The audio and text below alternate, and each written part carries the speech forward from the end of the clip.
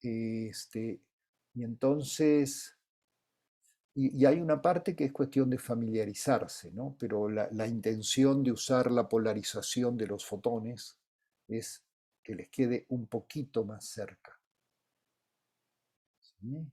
Que no, que sea más fácil de imaginarlo simplemente viendo estas láminas, ¿no?, que tienen polarización horizontal o vertical y las giramos, y que eso hacemos con los fotones individuales. ¿Les permite, les acerca un poco más o es igual de confuso pero con otras palabras?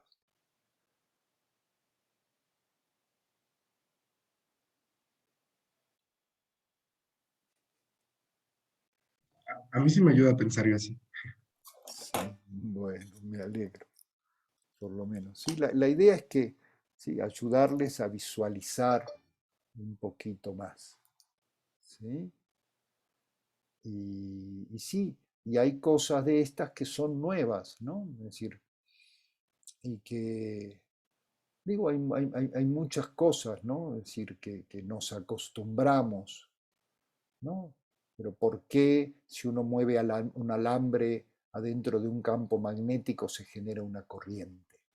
Eso en principio también es misterioso, ¿no? Simplemente uno dice, ah, esa es la ley de Ampère. Pero la ley de Ampère lo único que dice es que eso pasa, no nos dice por qué pasa, ¿sí? La ley de Ampère es una forma matemática de decir, ah, mira, cuando muere un alambre dentro de un campo magnético se genera una corriente, ¿sí? Y si un alambre con una corriente se genera dentro de un campo magnético aparece una fuerza y así funcionan los motores eléctricos y así funcionan los generadores. Pero si se fijan, digo, quizás solo algunas de las cosas estamos más familiarizados, nos las vienen contando desde hace más tiempo y entonces pues nos acostumbramos más, ¿sí?, a ese tipo de cosas. Y sí, hay varios fenómenos cuánticos que, bueno, poco a poco empiezan a ser parte de la vida cotidiana, ¿sí?, de a poquito, en algún sentido. Y bueno, entonces, y de todos modos, sí, hay muchas cosas que no entendemos. Es decir, a mí, justo uno de los mensajes que me gusta darle a ustedes, estudiantes jóvenes, es que eh, entendemos poquito, ¿sí? Aunque podemos hacer muchas cosas con la tecnología. Y entonces hay un gran campo de trabajo, no es solamente llegar a arreglar algunos detallitos que todavía no se han completado de una gran obra que ya los genios del siglo XX completaron. No, no, no. Seguimos muy, muy ignorantes.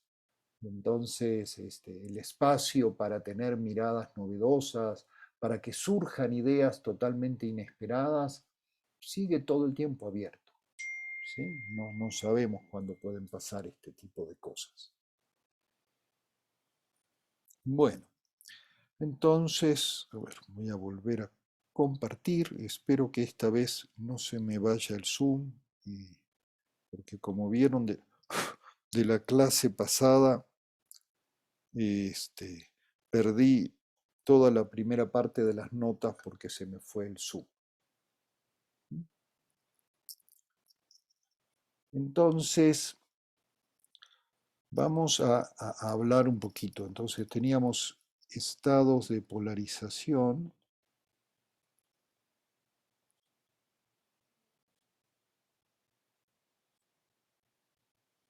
¿Sí? Y tenemos los de un fotón. ¿Sí? Y entonces tenemos H, que lo escribimos como 1, 0, V, que lo escribimos como 0, 1, D, que lo escribimos como 1 entre raíz de 2, 1, 1, y A, que lo escribimos como 1 entre raíz de 2, 1 menos 1, y estos son estados de polarización lineal de un fotón. ¿Sí? Y de dos fotones, ¿sí?, tenemos HH, HB, BH, BB Y estos son los estados producto, ¿sí? Para medirlo, podemos medir por separado la polarización de cada fotón, que puede estar, uno va para la izquierda, otro por la derecha, están muy lejos, y con eso medimos esto. Pero también tenemos la base de estados enredados, ¿no? Phi más, que es 1 entre raíz de 2. Ay,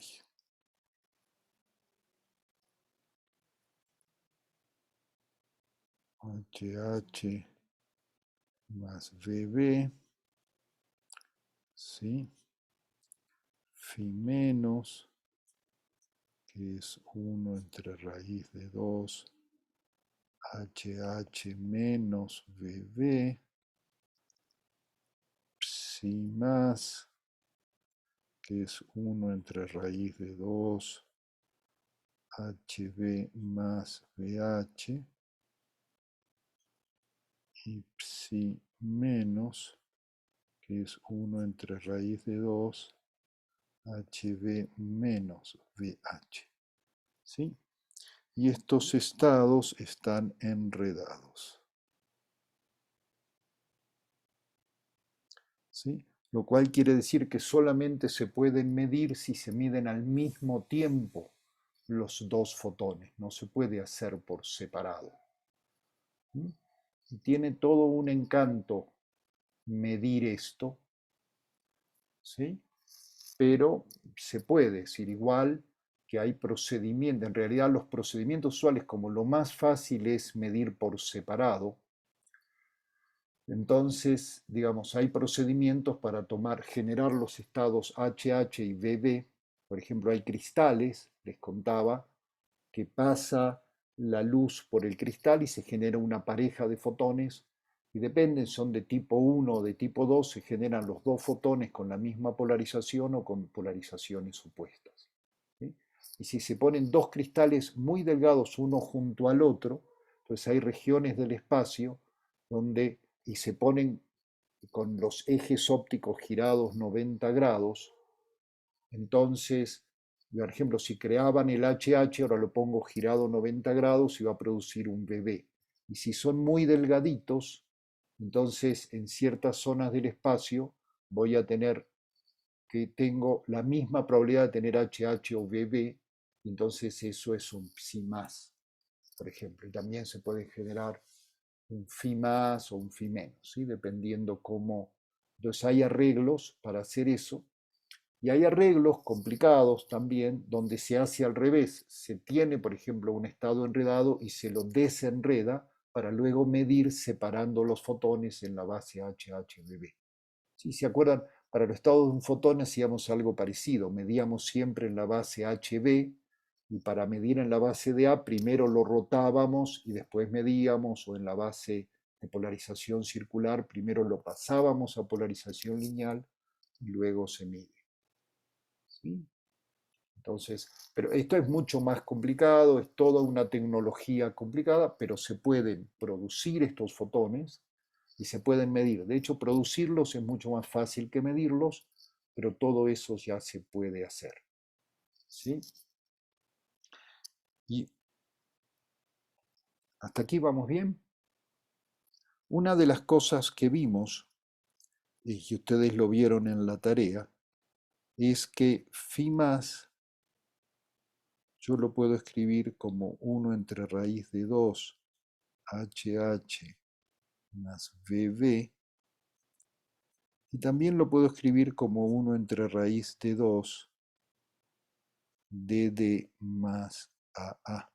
Ustedes lo hicieron en general para cualquier ángulo, ¿sí? Un alfa y un alfa perpendicular. ¿Sí? ¿Qué quiere decir esto? ¿Sí? Quiere decir que si yo tengo un experimento, ¿no? Donde aquí tengo un haz de luz que pasa por una fuente y salen un fotón para acá y otro fotón para acá. Vamos a asumir que estos están en un estado phi más, los dos fotones. ¿Sí? Y entonces aquí Puedo o no poner una lámina que lo rote para decidir en qué base, ¿sí? Entonces esta decide la base. Es decir, si pongo o no una lámina de media onda, puedo cambiar de la base HH o BB, ¿sí? Y ahora tengo aquí mis divisor de haz polarizante y aquí un divisor de haz polarizante. Entonces acá mido acá detecto uno y acá detecto otro, y acá también. Acá detecto uno y acá detecto otro. Entonces, si decido estar en la base HB, entonces digamos aquí voy a detectar H y aquí V, y ahora aquí H y aquí V. ¿Sí? Y voy a ver correlación perfecta. ¿Sí? Dado este estado, ¿sí? Entonces tengo aquí a Alicia y aquí a Beto, ¿sí? ¿Y qué es lo que pasa? Si Alicia y Beto miden en la misma base,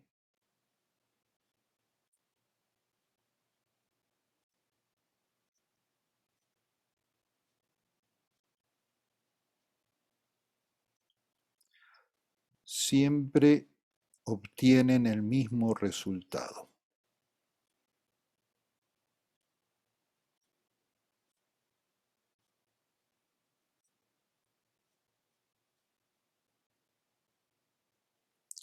Que puede ser, por ejemplo, en este caso, HH o VB. O sea, cuando detectan, nunca detectan cruzado cuando el estado original fue este phi más. ¿Sí? Ahora, si deciden medir en la base DA, ahora quiere decir que pongo una lámina de media onda y giro. Y entonces ahora estos detectores, cuando están midiendo, en vez de medir H, mide D, y en vez de medir V, DA. ¿Sí? No importa qué base elija, cualquiera o cualquiera intermedia, siempre van a estar perfectamente correlacionados. ¿Mm? ¿Está bien? Aunque, ¿sí? Entonces también puede ser DD o AA, ¿sí? Pero no controlan,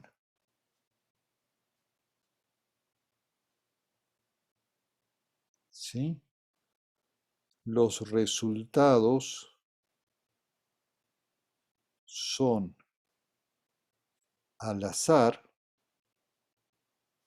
¿sí? Pero al mismo tiempo correlacionados, ¿sí? Pues solamente se enteran, si comparan sus resultados, ven que es el mismo, ¿sí?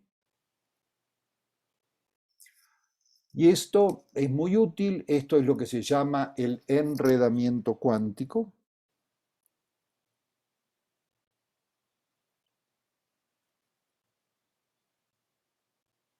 Esto es lo que llamamos enredamiento cuántico.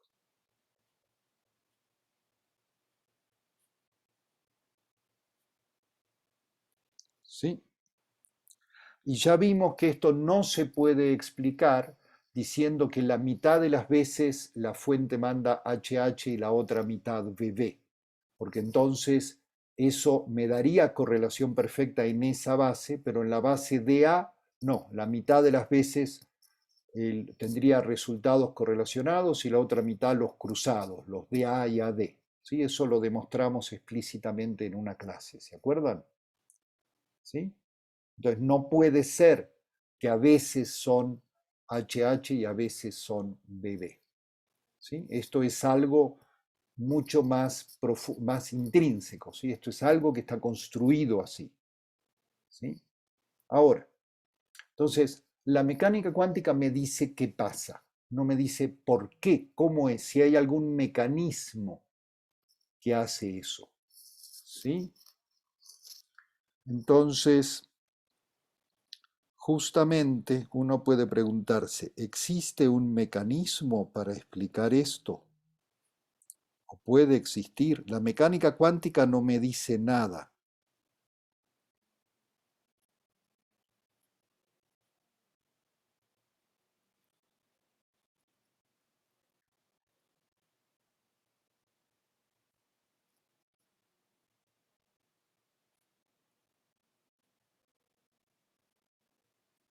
Y resulta que estas correlaciones hay dos formas de explicarlas. Y eso pasa con todas las correlaciones. Siempre hay dos formas de explicarlas. Una es que tengan una causa común y otra es que tengan un arreglo.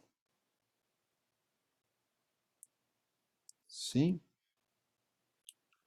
Un arreglo, una lista compartida de resultados. ¿Sí? ¿Qué quiere decir? Imagínense que dos personas amigas van al cine, ¿sí? Pero son unas personas jóvenes y sus madres son muy controladoras. Entonces, cuando vienen de regreso les preguntan, ¿a qué cine fuiste? ¿A qué función? ¿Cómo se llamaba la película? ¿Quiénes eran los actores? ¿Sí? Y luego las dos mamás se hablan por teléfono para checar que realmente digan lo mismo. ¿Sí? Digamos, yo sé que es difícil imaginar algo así, pero traten de ponerse en una película que hayan visto o algo así. ¿Sí? Entonces, ¿qué pasa? Si estas personas amigas fueron al cine y vieron la misma película a la misma hora, bueno, entonces van a dar la misma respuesta y van a tener acuerdo perfecto, ¿sí? Hay un montón de preguntas a las cuales contestaron igual. ¿Por qué? Porque fueron juntas al cine. Estas personas tienen una causa común. Sí, sin contar el final, solamente todo eso, así las mamás también pueden ir al cine. ¿Sí? Entonces, eso es una causa común. Ahora, imaginemos que estas personas amigas, en realidad, en lugar de ir al cine, ahora tienen otras personas amigas con las que prefieren irse a bailar o a tomar unas cervezas o hacer alguna otra actividad que es de su agrado, pero que las mamás prefieren que no se enteren. ¿Sí? Entonces, ¿qué hacen? Buscan en internet la película, se fijan dónde es la función, a qué hora, quiénes son los actores y se preparan para tener una lista de respuestas comunes. ¿Sí? Esa es la segunda opción, es un arreglo previo. ¿Sí? Entonces, eh, esas son dos formas de explicar correlaciones. ¿Sí? Por una causa común, es decir, las dos personas amigas le dan las mismas respuestas a las mismas preguntas de sus madres en lugares separados porque hicieron lo mismo. Entonces la causa es la misma, entonces tienen las mismas respuestas. ¿Sí? La otra es, bueno, no hicieron lo mismo, pero se pusieron de acuerdo. ¿Sí? Existe, entonces se prepararon un guión con un montón de respuestas, porque ya como siempre les preguntan lo mismo, están muy acostumbradas a que les pregunten estas cosas, y entonces con un guión compartido también pueden tener correlaciones. ¿Sí? Y esto hay muchísimos casos. Y resulta que con ese tipo de explicaciones podríamos decir, bueno, uno podría decir, bueno, la mecánica cuántica no me dice nada de por qué este experimento me da correlaciones, pero podría ser que haya algún mecanismo que no conocemos, que la física actual no describe, por eso en el lenguaje desde hace años de la física cuántica se habla de variables ocultas, no porque estén escondidas, sino porque no es nada que esté presente en el formalismo de la mecánica cuántica. La mecánica cuántica no me dice nada del mecanismo. Pero entonces hay mucha gente que dice, bueno, pero ¿y qué tal si de alguna forma los fotones tienen una lista? ¿Sí? Ojo, cuando están separados, ¿sí? O podrían comunicarse, ¿no? Entonces un arreglo, ¿sí? O una comunicación, ¿no? Es decir, una es esa posibilidad de comunicación. ¿sí? O sea, si como comunicación, ¿sí? O sea, si el orden no es simultáneo, la persona que recibió primero las preguntas le manda un WhatsApp al otro, me van a preguntar esto, esto y esto, y yo contesté esto y esto y esto para que esté preparado. ¿Sí? Esa es una forma también. Entonces puede haber un arreglo previo o comunicación, ¿sí? O una causa común en el pasado que les dé, ¿sí?, estos elementos. ¿Mm? Y claramente, digamos, si uno pudiera imaginar, uno dice, bueno, pero no conocemos ninguna forma en que los fotones podrían estar preparados para que si uno cambia la base tengan respuestas. Bueno, pero que no lo conozcamos no quiere decir que no exista. ¿Sí? Entonces la pregunta es, ¿podría eso explicar este tipo de correlaciones cuando se mide en la misma base? La respuesta es sí. ¿Sí? Es decir, sería el mismo tipo de correlaciones de estas dos personas amigas que dan las mismas respuestas a sus madres.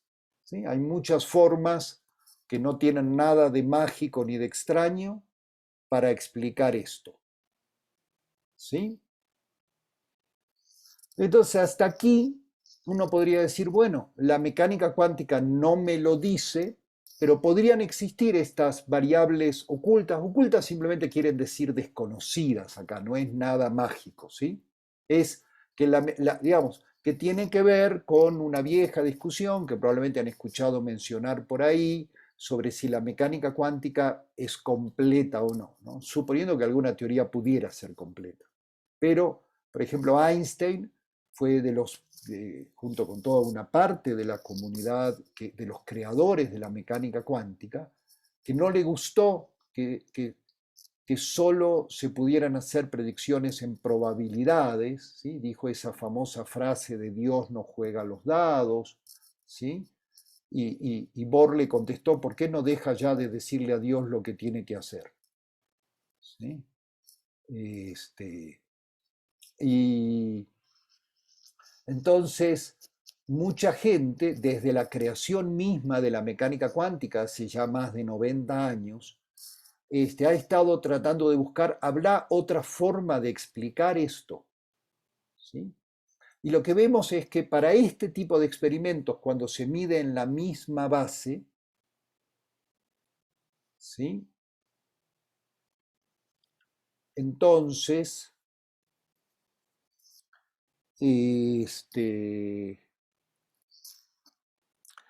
se puede explicar así.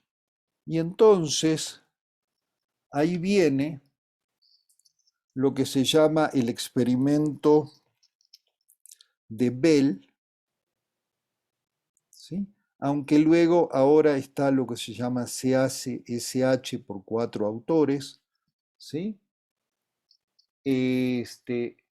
Y la única diferencia, tenemos lo mismo, ¿sí? Tenemos esta fuente que genera 2 fotones, ¿sí?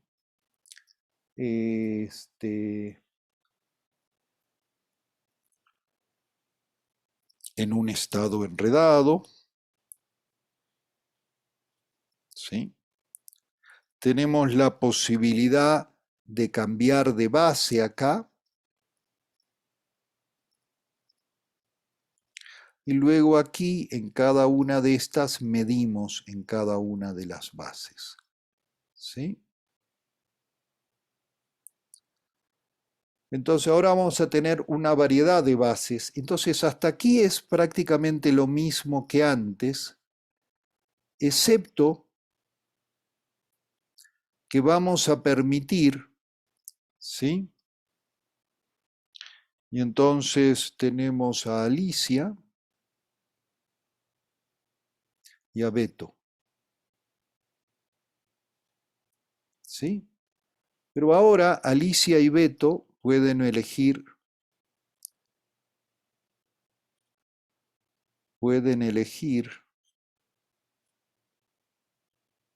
medir en bases diferentes,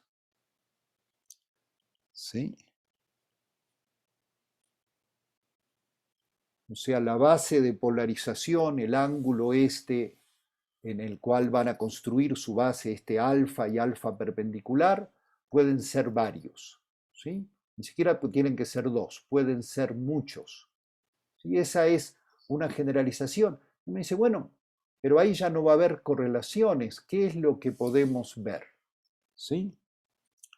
Entonces, ¿qué es lo que se hace? ¿No? Entonces, normalmente la estrategia es la siguiente. ¿Sí? A este resultado le vamos a llamar más 1 y a este menos 1. Y a este más 1 y a este menos 1. ¿Sí? Y según la base, ¿sí? Entonces, este resultado en una base va a ser A, que puede ser 1 o menos 1, ¿sí?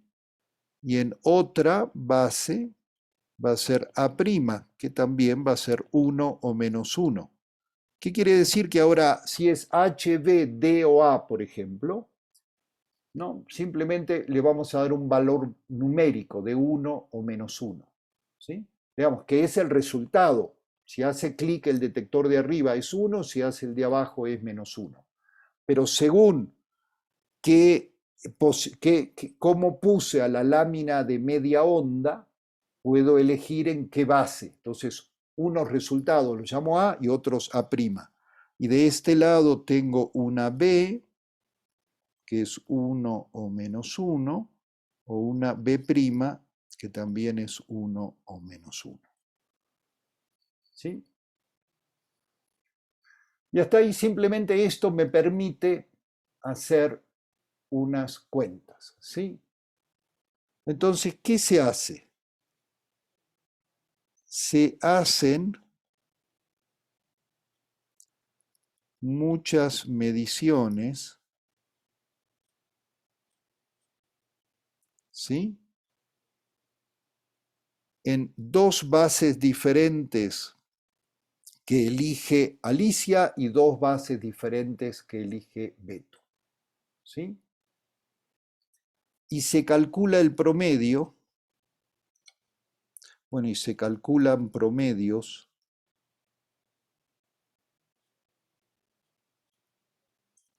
¿sí? Que los voy a poner así, A, B,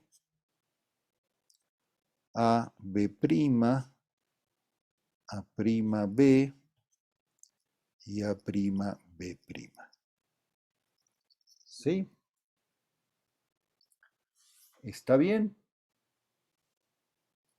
O sea, ¿qué es esto? Cuando, es decir, hay cuatro opciones. Alicia y Beto, cada uno puede elegir entre dos bases. ¿Sí? Entonces, si los dos, entonces, que no tienen por qué ser iguales, pero son dos, es decir, Alicia tiene dos bases que ha escogido y Beto tiene dos bases que ha escogido, ¿sí? La base 1 y la base 2 para cada uno. Entonces, si Alicia y Beto, los dos, miden en la base 1, van a tener una serie de resultados 1 y menos 1, ¿sí? ¿Qué es AB? ¿Qué es este AB? ¿Sí? Es 1 entre n, la suma sobre i de AI, BI, ¿no? Donde AI puede ser solamente 1 o menos 1 y BI puede ser solamente 1 o menos 1, ¿sí? Repiten muchas veces el experimento usando los dos la misma base y calculan el valor promedio. Hicieron n mediciones de esas. ¿Está bien? ¿Sí es claro o no es claro? Tengo un montón de resultados, ¿sí? A veces voy a tener A van a ser los dos unos o los dos menos unos o de un lado un uno, según qué detector hace clic, ¿sí? ¿Está bien? Y entonces entonces hay que hacer muchas veces esto. Y luego calculan una cantidad que se llama S, ¿sí?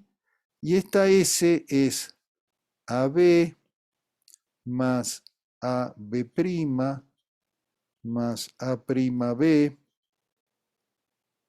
más, perdón, menos, este es el importante, menos A'B'. ¿Sí? Y esto tiene la peculiaridad de que uno lo puede calcular como A de B más B' más A' de B menos B'. ¿Sí? ¿Por qué se puso menos A prima, B prima? O sea, Ah, ¿qué porque decir? ese es todo el truco. Ese menos va a ser el que nos ayude. Es una combinación ingeniosa. Esto es una idea de Bell y de los autores que siguen que hace que esto sea muy útil.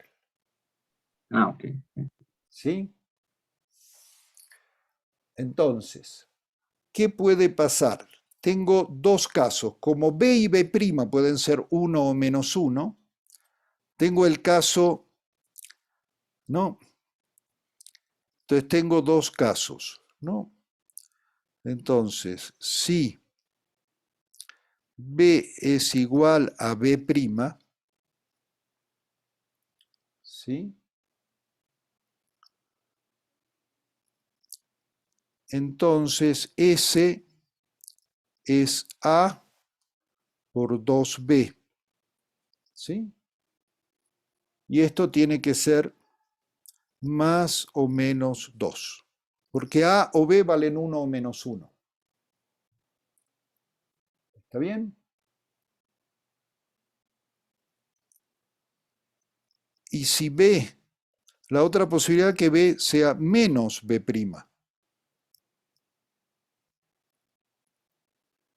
¿sí? Y en ese caso S es A' por 2B. Y de vuelta eso es más o menos 2.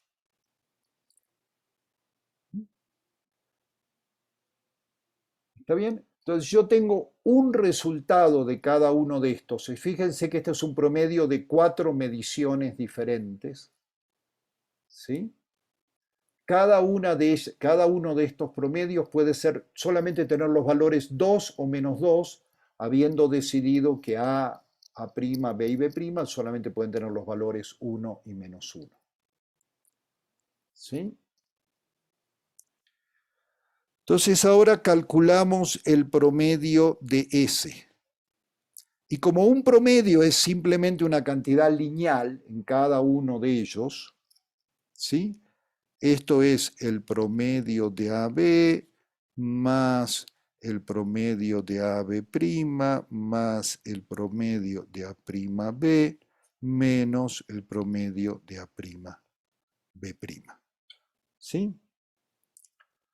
Y para una cantidad que solamente puede tomar los valores 2 y menos 2, el promedio tiene que estar entre 2 y menos 2.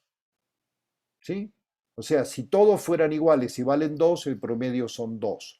Si todos son menos 2, el promedio es menos 2. Y si es repartido, por ejemplo, si es justo igual, el promedio va a ser 0. Y si no, va a estar en algún valor entre 2 y menos 2. Eso quiere decir que entonces menos 2 es menor o igual que el promedio de S, que es menor o igual que 2.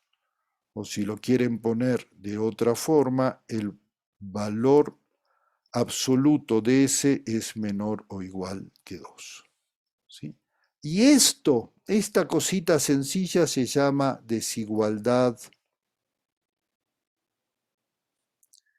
de Bell, ¿sí? CHSH. Es una de las formas de escribir, porque hay otras versiones de la desigualdad de Bell, pero esta es muy popular en la literatura y en los experimentos, es de las que más se usa porque es de las más fáciles de medir. ¿Mm? Entonces, independientemente de los ángulos que se elija, ¿sí?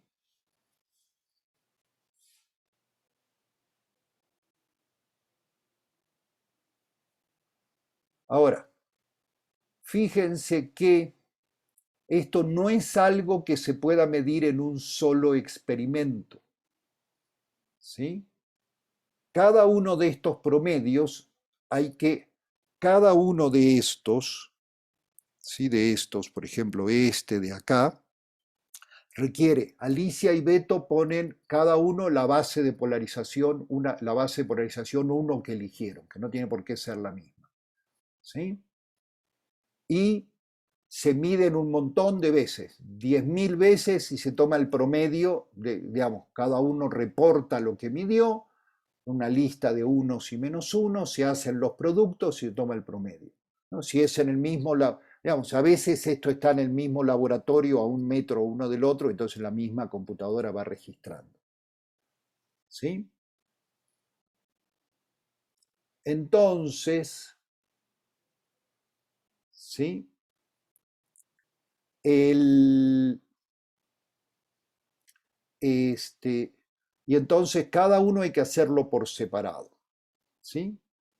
Y se asume, en realidad aquí está implícito, de que hay esta lista, que A', B y B' son como una lista compartida, o sea que esos valores existen todo el tiempo, aunque solo se midan uno de ellos, ¿sí? Porque si no, no se valdría sumarlos de esta manera. Esa es la única. Fíjense que desde el punto de vista experimental, y esto no tiene nada, acá no estamos usando la mecánica cuántica, esto es un experimento.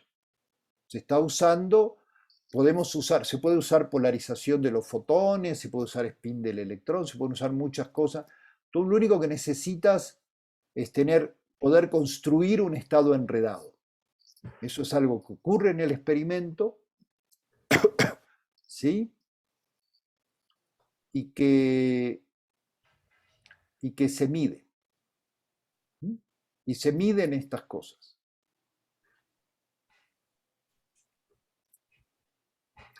Y entonces, fíjense, si existen estos valores de A', B y B', ¿sí?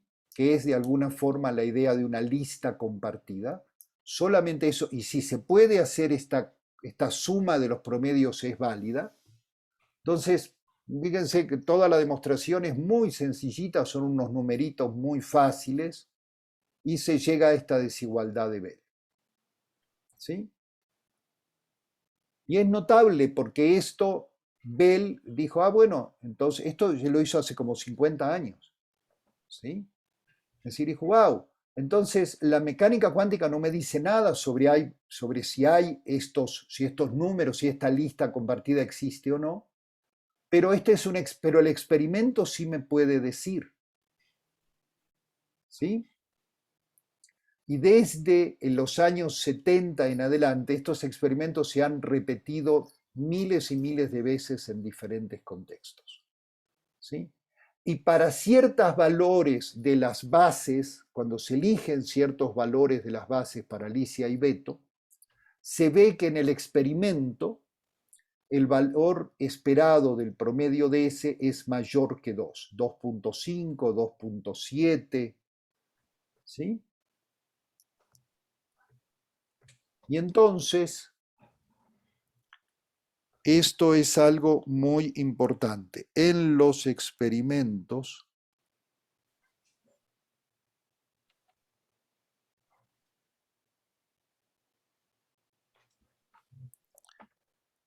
el valor esperado de ese para ciertas configuraciones es mayor que 2.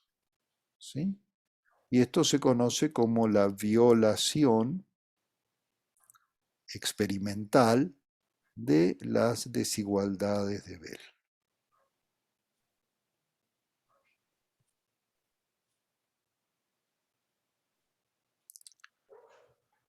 Y entonces esto generó, bueno, pero y entonces, ¿cómo es que que ocurren estas correlaciones? ¿No? Es decir, si hubieran esta lista de A, B, A' y B', tendrían que cumplir la desigualdad de Bell. Y los experimentos, esto no ocurre. Entonces la gente dijo, ah, no, pero ya sé lo que debe estar pasando. Como están en el laboratorio, ¿sí?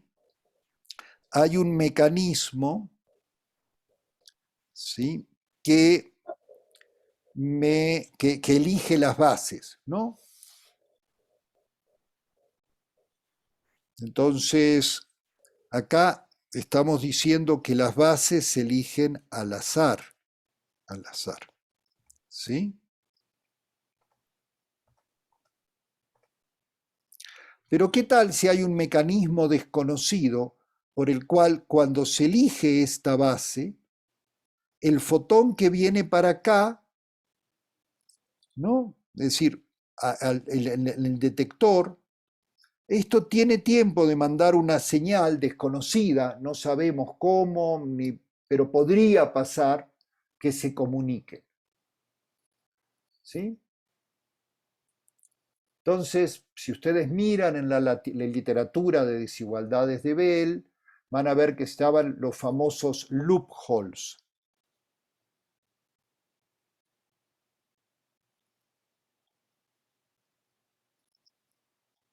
¿sí? Que eran como agujeros en el argumento, ¿no? Es decir, ah, no, ya te caché. Yo creo que sí hay estas variables, pero, digamos, lo que pasa es que se comunican, ¿no? Y entonces la gente dijo, bueno, está bien, entonces vamos a generar unos mecanismos de generar números al azar que me permiten cambiar de base con toda una tecnología para cambiar de base muy, muy rápidamente, pero que esa selección se haga cuando los fotones ya están en vuelo. Es decir, se generan los fotones, tengo que poner los detectores lo bastante lejos, y cuando los fotones ya están en vuelo, hay un generador de números al azar que genera la decisión de en qué base se va a medir cada vez. ¿Mm? Y entonces, lo vimos, eso quiere decir que cada detección está fuera del cono de luz de la otra detección y que la decisión de en qué base se mide está fuera del cono de luz de la detección del otro lado. O sea, la decisión al azar de la base en que mide Alicia ocurrió de manera tal de que una señal viajando a la velocidad de la luz hacia el detector donde Beto va a detectar llega tarde, no le puede avisar. ¿Sí? Entonces esto que ponía Iván de los fotones se chivan los unos a los otros, ¿sí? No pueden avisar, o sea, esto que decíamos, estas personas amigas que se mandan un WhatsApp comentando qué les preguntaron, que sería el equivalente a los fotones avisándose en qué base les midieron, ¿no? Porque sería, oye, me midieron en la visión, me midieron en la base HB y voy a contestar H, voy a contestar más uno. Entonces el otro dice, ah, muy bien, si a mí me miden en la misma base, yo voy a contestar lo mismo, ¿sí? O algo por el estilo.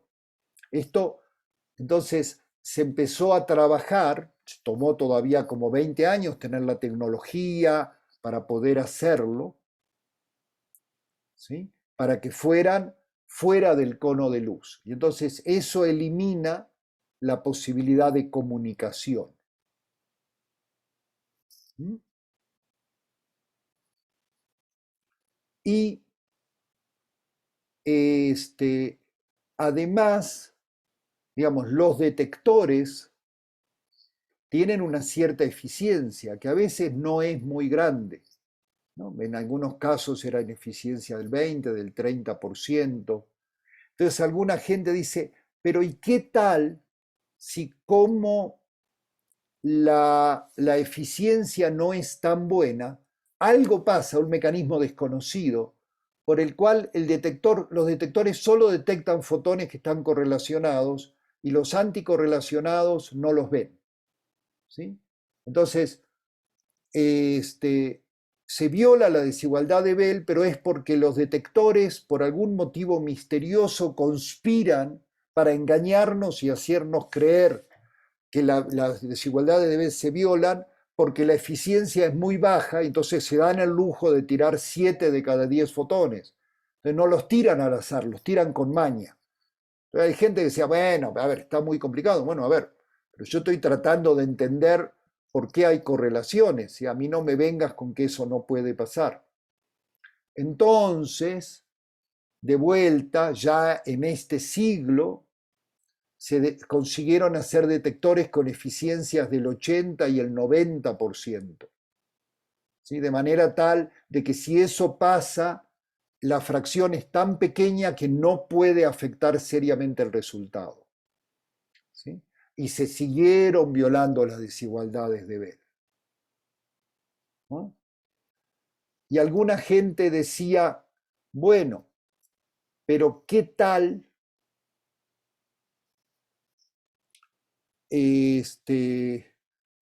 pero lo están haciendo por separado? Hay unos experimentos donde cierran comunicación y otros donde consiguen alta eficiencia, pero no lo están haciendo al mismo tiempo. Capaz que en un caso falla uno y en otro caso falla el otro. Y había gente que decía, bueno, a ver, ya necesitan una conspiración muy complicada para esto. Decía, bueno, a ver, pero no me han mostrado que no puede pasar. Entonces, en el 2015 se hicieron 3 experimentos por grupos diferentes, con tecnologías diferentes, en que se cerró el loophole de la eficiencia y el de la comunicación al mismo tiempo. Y se volvieron a violar las desigualdades de Bell. ¿Sí? Eso, ¿qué nos dice? Lo que nos dice es que no sabemos por qué existen estas correlaciones.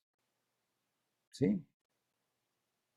Y lo único que hace es decir, si existen estas variables desconocidas, estos mecanismos que de alguna forma hacen que los fotones, ¿sí?, se comuniquen, tienen que pasar diferentes cosas. ¿Sí? Y ahí depende mucho del tipo de interpretación que se haga, porque estas interpretaciones son probabilistas. ¿Sí? Entonces, entonces depende qué sea la probabilidad para cada uno, por ejemplo, si sí se vale o no se vale hacer esta definición de S, porque si se fijan, digamos, esta definición de S como la tenemos acá, combina promedios tomados en 4 situaciones diferentes.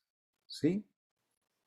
Entonces, uno puede decir, bueno, lo que está fallando es eso, pero eso al menos quiere decir que los contextos importan. ¿Sí?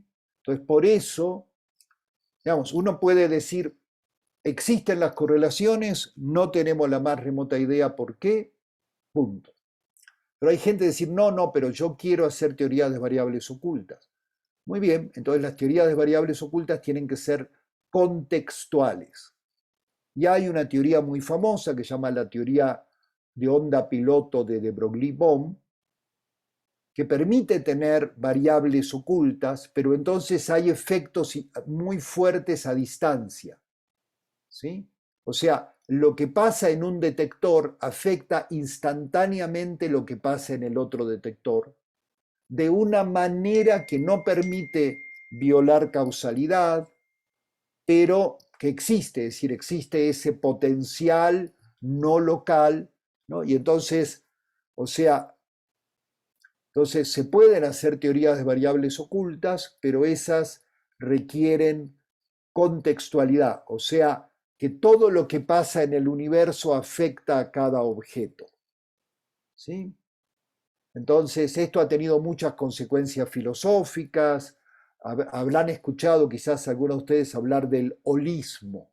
El holismo es una corriente filosófica que dice que todo lo que está en el universo está conectado con todo lo demás. ¿Sí? Son corrientes muy antiguas, algunas vienen del Oriente y tienen miles de años de antigüedad, Y desde los años 70, desde que se vieron estas violaciones, ha habido un gran impulso para que mecánica cuántica y ciertas tradiciones orientales se combinen en algunas cosas, ¿sí?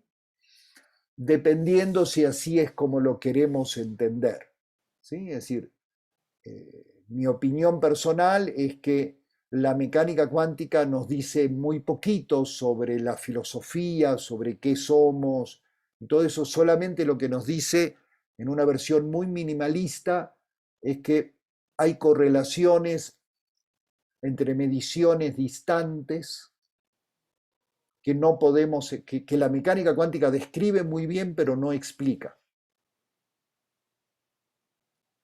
¿Sí? Preguntas, comentarios.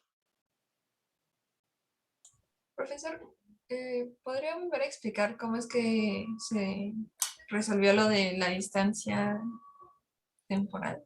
Ah, sí. Ahora, mira, lo que voy a hacer ahora es dejar de compartir acá y empezar a compartir aquí.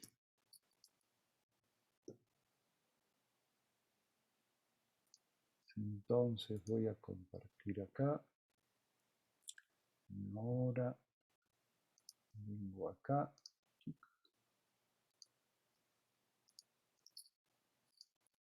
Compartir. ¿Están viendo esta presentación? Sí. Muy bien. Entonces, acá, digamos, voy a ir rápido en algunas partes porque ya se los dije, ¿no? Entonces, estas correlaciones entre las medidas se describen con la mecánica cuántica, pero no tienen ninguna explicación conocida, ¿sí?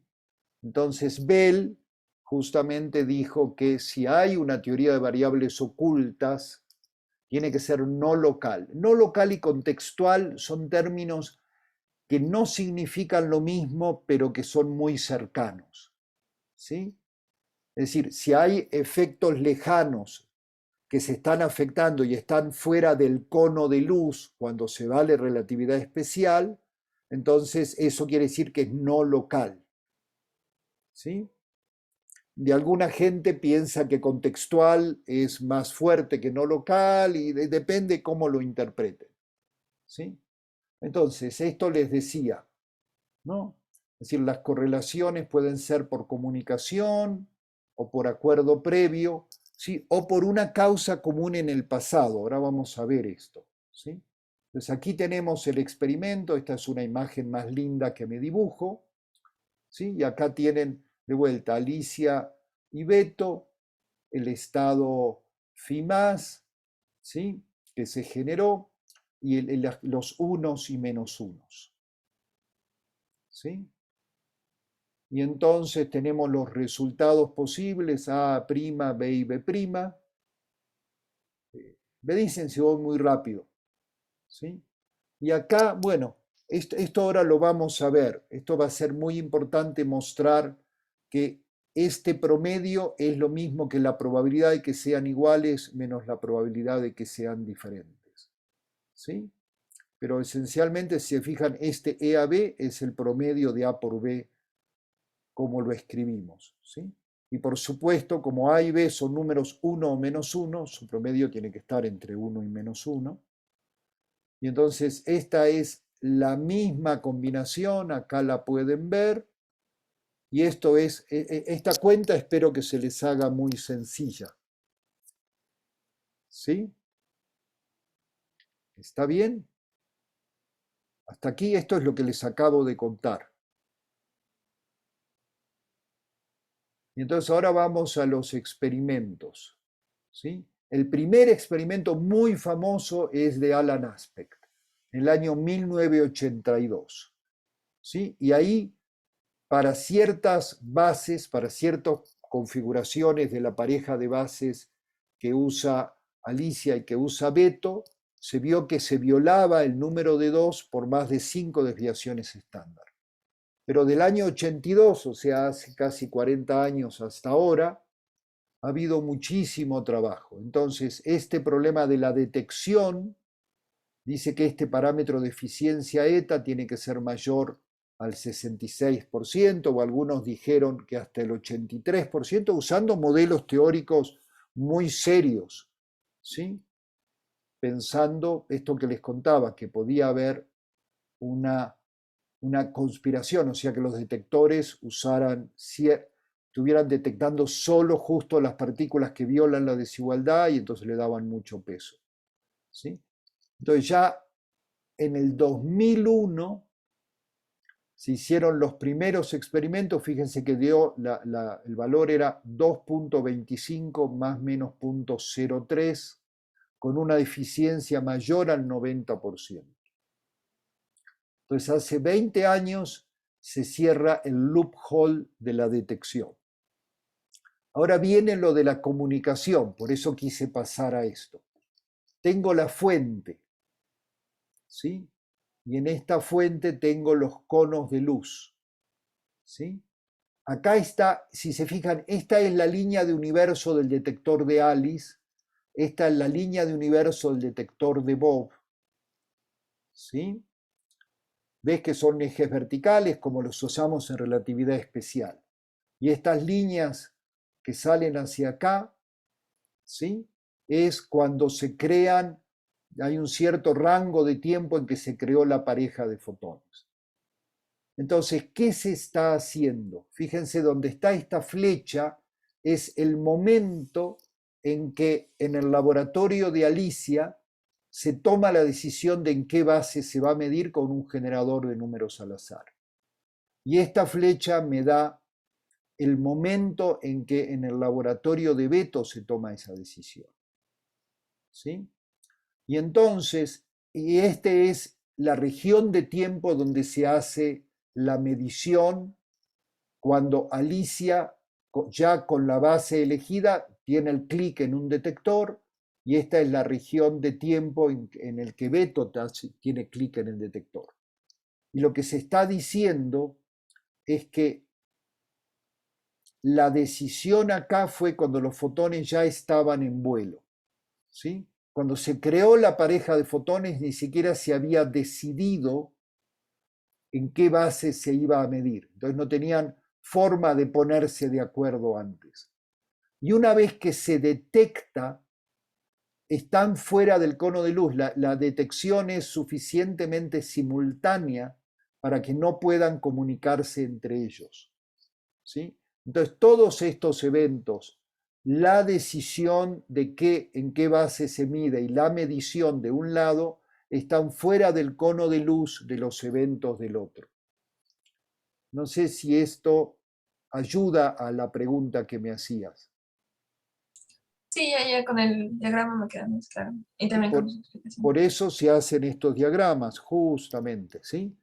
Entonces, ahora, ¿estos se dan cuenta? O sea, ¿se acuerdan? Para 30 segundos para 30 centímetros es un nanosegundo, ¿sí? Entonces, lo que se hizo fue hacerlo a varios cientos de metros de distancia para tener al menos microsegundos de tiempo, ¿sí? En laboratorios separados algunos cientos de metros, ¿sí? Con sistemas de toma de decisión. Fíjense que tienen que tener un método electrónico muy poderoso de cambiar la base. No alcanza con tener un motorcito que gire, porque eso sería muy lento. Entonces hay métodos electrónicos muy rápidos para cambiar la base.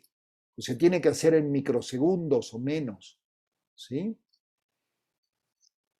Entonces, digamos, estos son desarrollos tecnológicos que tomó muchas décadas llegar a tener. O sea, cuando se discutía de esto en los años 30, 40, 50, eran los famosos experimentos pensados, los Gedanken Experiment, porque era imposible soñar que se podía hacer. Tomó otros 50 años de desarrollo tecnológico poder hacer esto, ¿sí? Entonces, mucho de esto, bien, digamos, parte de la motivación era cerrar estas discusiones, las discusiones nunca se cierran, porque la gente siempre inventa argumentos adicionales, así somos los seres humanos. ¿no? Cuando nos quieren convencer de algo que no nos gusta, siempre se nos ocurren 20 argumentos en contra. ¿Sí? Y eso pasa en la comunidad científica todo el tiempo, ¿no? Si a ustedes les dijeron que los experimentos sirven para desechar teorías, les mintieron. ¿Sí? Somos mucho más aferrados que eso. ¿Sí? Es decir, la gente dice, ah, no, pero solo falseaste la versión elemental de mi argumento. Acá, ahora te invento uno más complicado que sigue siendo válido. Y eso sigue al infinito. ¿Sí? Entonces esta discusión sobre si hay o no variables ocultas, sobre todo eso sigue y sigue. ¿Sí? Pero al mismo tiempo, por un lado, pone límites a lo que se puede decir y la gente que quiere hacer otras teorías tiene que irlas acomodando para que puedan tener más cosas, ¿sí? Y y la tecnología que se desarrolla ha sido fundamental para todo el área de la información y la computación cuántica. Entonces, ¿qué más? El problema de la comunicación que tienen que estar, entonces fíjense que ya en el año 98 también, es decir, hay grupos, acá pueden ver nombres como el de Seilinger acá, o en el anterior, el de Wineland, sí, son gente muy, muy famosa, muy importante en estas áreas, algunos premios Nobel, ¿sí? Entonces también de la comunicación se cerró un poquitito antes, el otro era en el 2001, este era en el 98.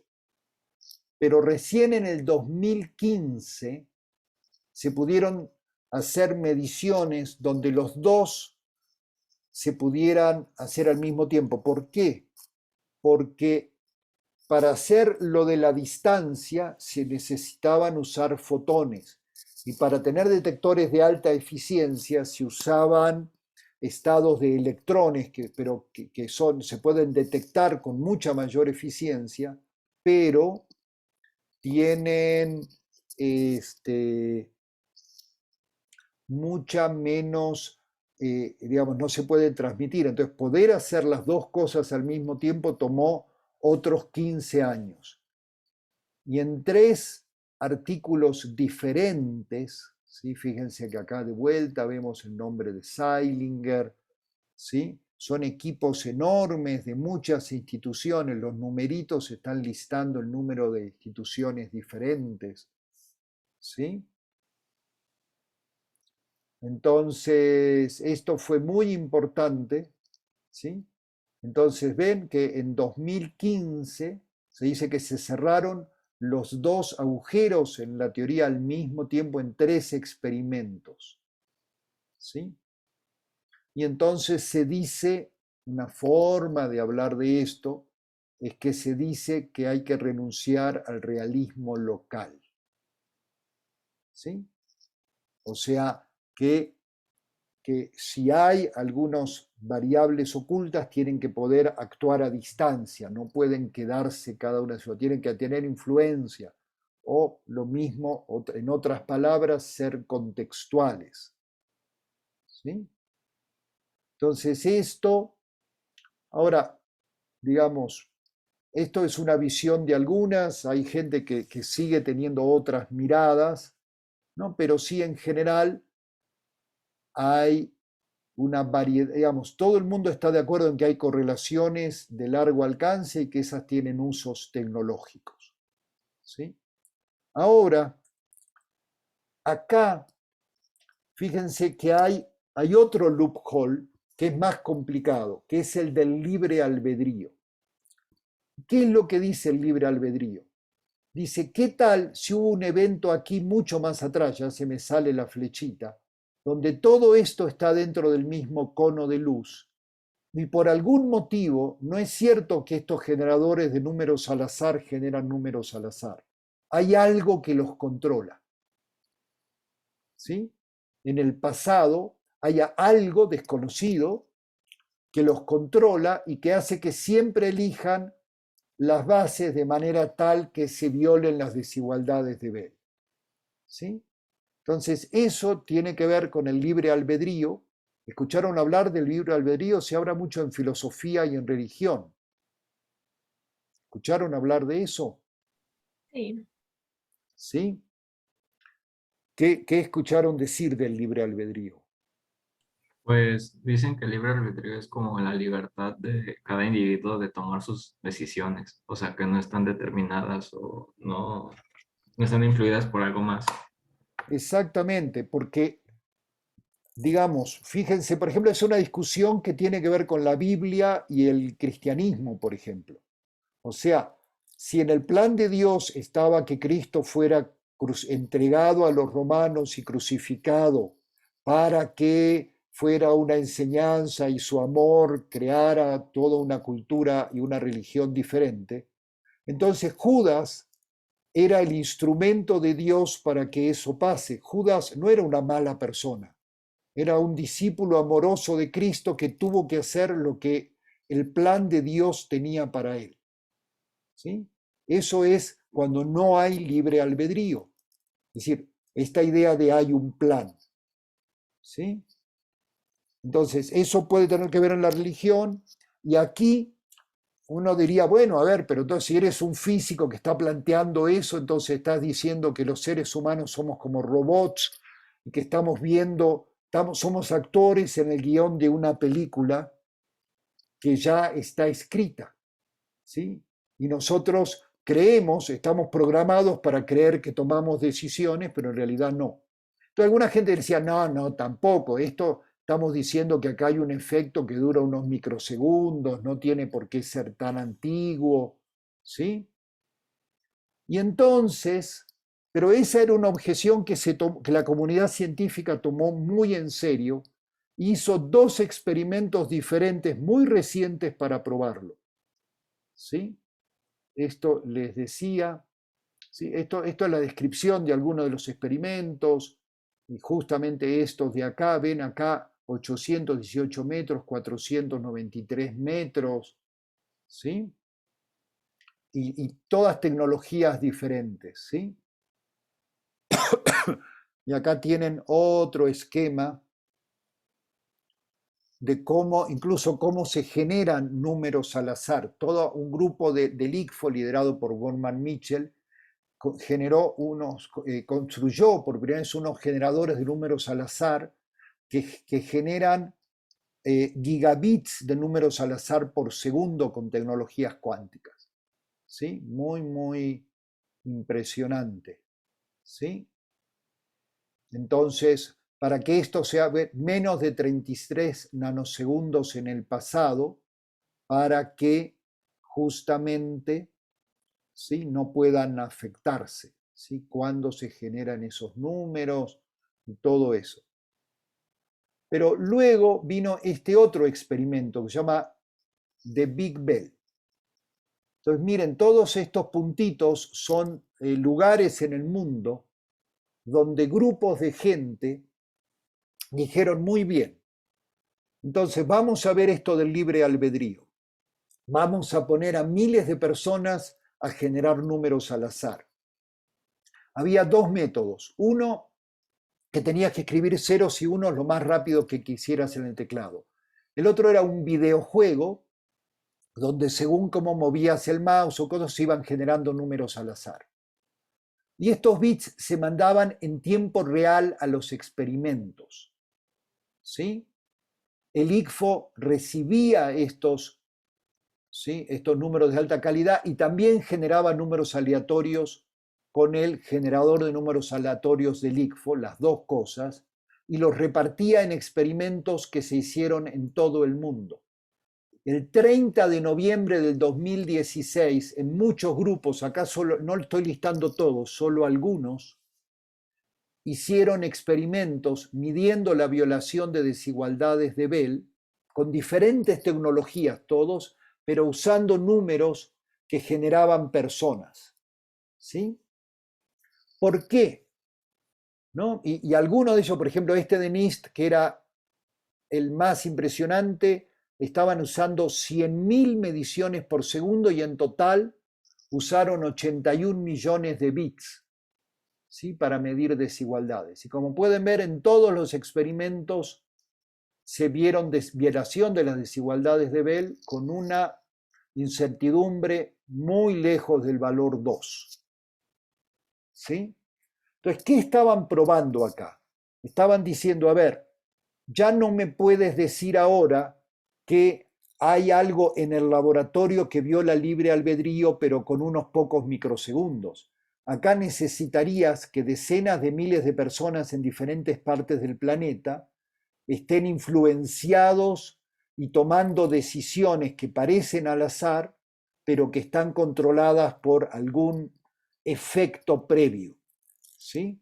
Entonces, si quieres mantener esta teoría del libre albedrío, tendrías que decir que los seres humanos, bueno, que se viola el libre albedrío, que se viola para los seres humanos también, que es mucho más fuerte.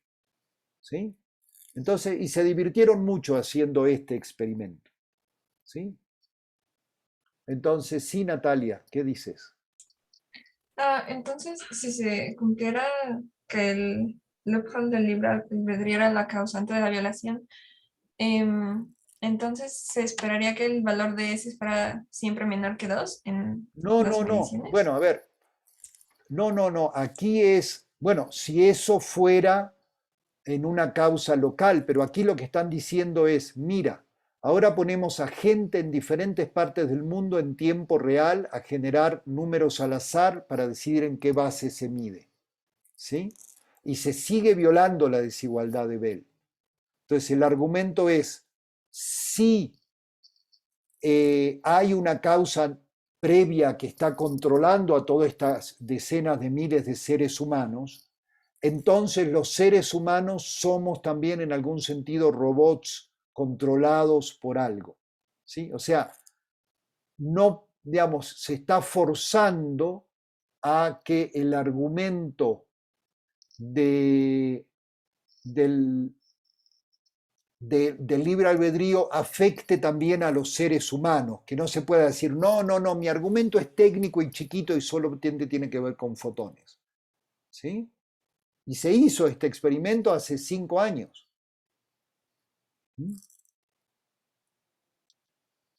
Y hay otro experimento diferente. Entonces, hay otro que también tiene que ver con la causa común, ¿sí?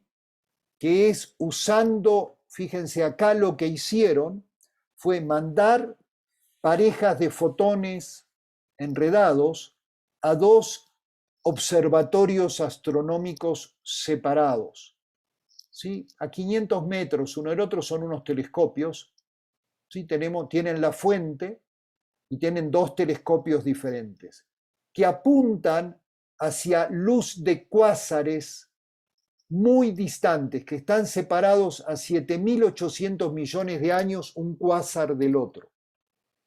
Y lo que hacen las estrellas, los cuásares, emiten en una distribución de colores, de frecuencias en el espectro. Entonces lo que hacen es, como esa está bastante bien medida, a medida que van llegando los fotones, tienen la distribución y la dividen a la mitad. Si la frecuencia es menor que tal, le asigno un 0, y si es mayor que tal, le asigno un 1. ¿Sí? Y están llegando a través del telescopio muchos fotones por segundo de estos cuásares tan lejanos, uno del otro. ¿Sí? Y entonces la luz, cada fotón que se detecta del cuásar, según la frecuencia que tiene, genera un 0 o un 1 que decide en qué base se mide de cada lado. ¿Sí? Y entonces, lo que eso hace es decir, este es un experimento de hace 3 años, que dice, si hay algo en el origen, ¿sí?, que controla esto, entonces estos cuásares están separados por 7.800 millones de años luz. ¿Sí? Entonces, algo que los conecte tendría que haber ocurrido al menos 7.800 millones de años en el pasado o antes para que los dos cuásares estén en el mismo cono de luz. ¿Sí? Entonces, esto corre, fíjense, la edad estimada del universo es 13.700 millones de años. Esto es más de la mitad de la edad del universo. ¿Sí? Entonces lo que están diciendo, a ver, si hay una causa común en el pasado que controla estos eventos, la estamos corriendo a, a menos de la mitad de la edad del universo. ¿Sí? Entonces, esto es otro experimento, ¿sí?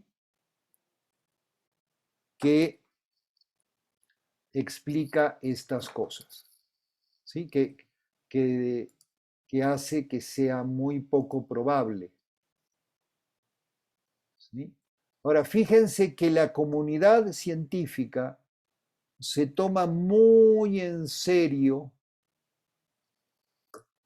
¿sí? este tipo de cálculos, ¿sí? Es decir, este tipo de objeciones. Entonces, por un lado, son un gran reto tecnológico, pero por otro lado, de veras, digamos, son debates muy serios en la comunidad de física, en la comunidad de física cuántica, y entonces, todos estos son experimentos muy recientes, ¿sí? Ahora, ¿qué es lo que esto dice? ¿No? Entonces, no, digamos, para mí lo que más nos dice es muy difícil explicar a qué se deben estas correlaciones que explicamos, que observamos en la mecánica cuántica y que violan las desigualdades de Bell. ¿Sí? O sea, ¿podemos tener variables ocultas? Sí, pero entonces tienen que ser contextuales y no locales. O no tenemos variables ocultas y decimos, ¿quién sabe por qué pasan estas cosas? No tenemos idea, ¿sí? Pero, digamos, a ver, no tenemos idea de por qué hay cargas eléctricas y unas se atraen y otras se repelen y hay objetos que son neutros. No tenemos idea por qué existe la fuerza de gravitación, ¿sí? Como les contaba, teníamos unas ideas intuitivas de masa y a medida que usamos la relatividad especial y luego la relatividad especial, el concepto de masa se vuelve cada vez más complicado, ¿sí? Entonces, hay muchas cosas de las que no tenemos idea. Ahora, si estamos buscando explicaciones, si queremos buscar explicaciones, si es muy válido y muy interesante tratar de decir no, pero debe haber algo más allá de que la mecánica cuántica me permite calcular. Seguramente hay alguna otra explicación. Y puede ser, digo, la mecánica cuántica tiene menos de 100 años, ¿no? Y entonces que dentro de 50 o 100 años o 20 o 500 aparezcan otras formas de mirar totalmente diferentes, también puede ser. ¿Sí? Por el momento se va poniendo difícil encontrar explicaciones sencillas. ¿Sí? Eso es lo que está pasando. ¿Cómo están con esto?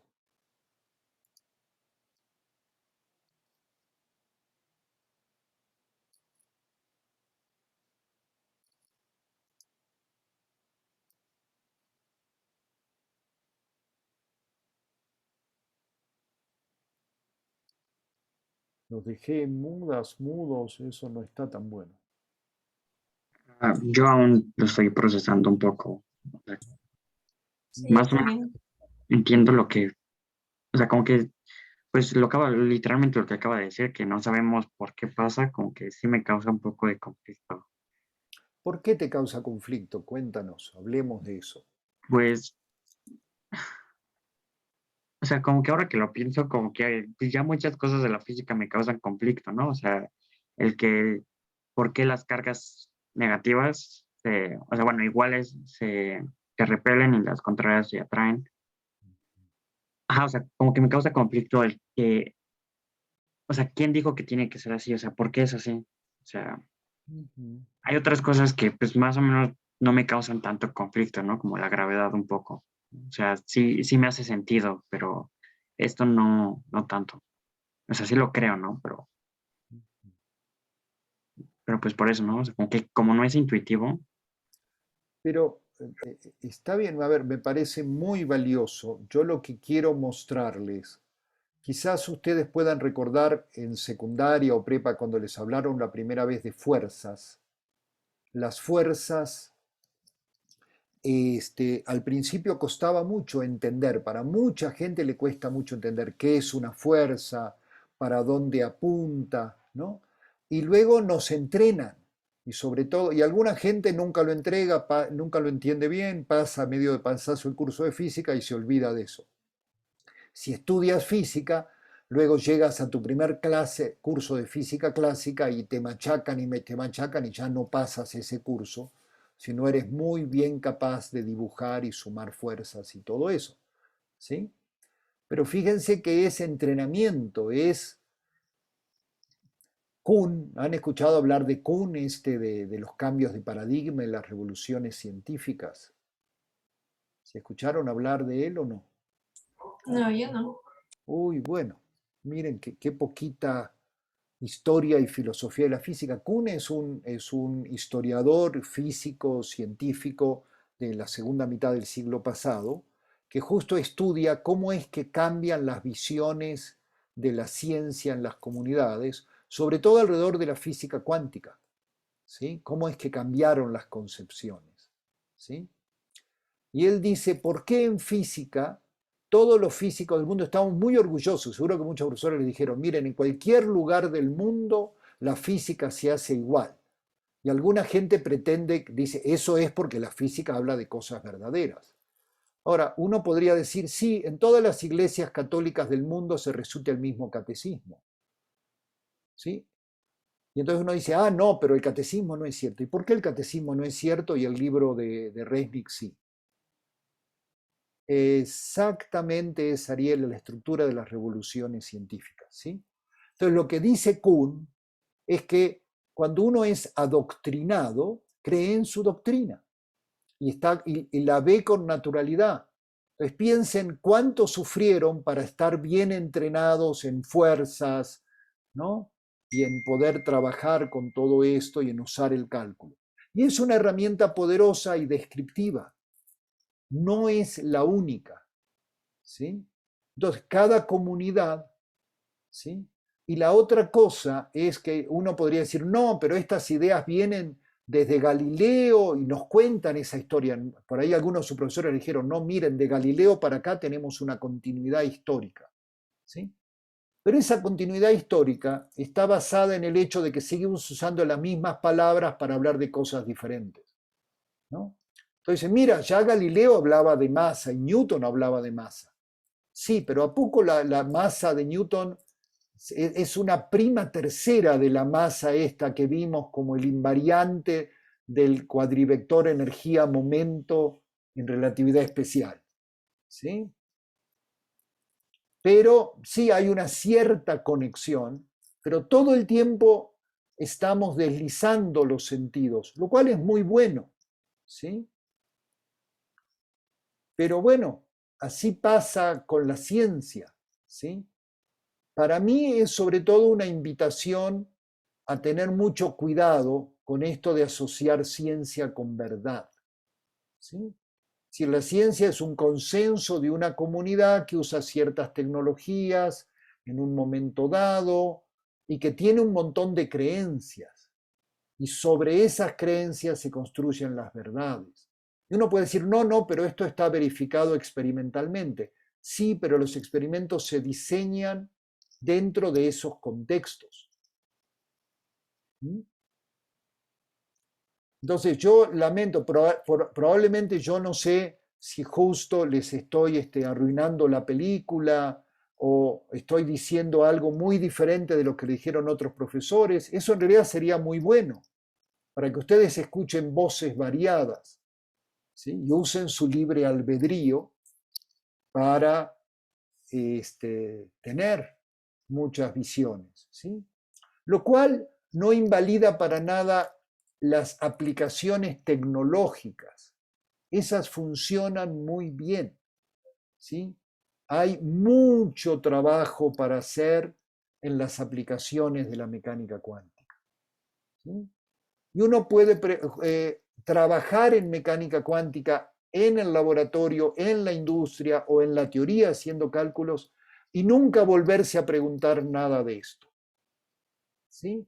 Igual que si ustedes juegan fútbol, nunca se preguntan por qué no puedo agarrar el balón con la mano y salir corriendo. ¿Sí? Simplemente cuando se juega fútbol se juega con el pie excepto el portero. ¿Sí? Y uno puede jugar fútbol sin preguntarse, además no necesitas conocer la historia. Habrá gente que tiene curiosidad por eso, ¿no? Y dice, ¿de dónde viene esta regla? ¿Cuándo cambiaron? ¿Sí?